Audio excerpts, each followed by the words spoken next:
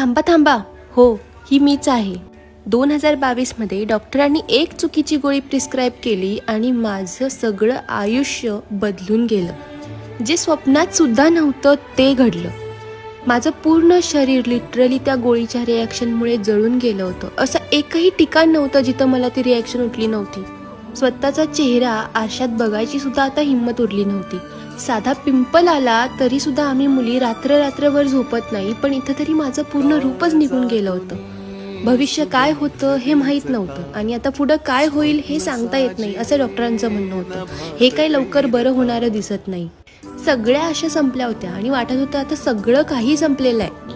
पण तेव्हाच मला समजलं की खरं प्रेम म्हणजे काय आणि प्रेमाची काय ताकद असते ते. 2016 मध्ये कॉलेजमध्ये भेटलेला माझा मित्र, हो माझा बॉयफ्रेंड आशिष. दुसरा कोणी मुलगा असता तर मला त्या अवस्थेत पाहून त्याने मला तिथंच टाकून सोडून गेला.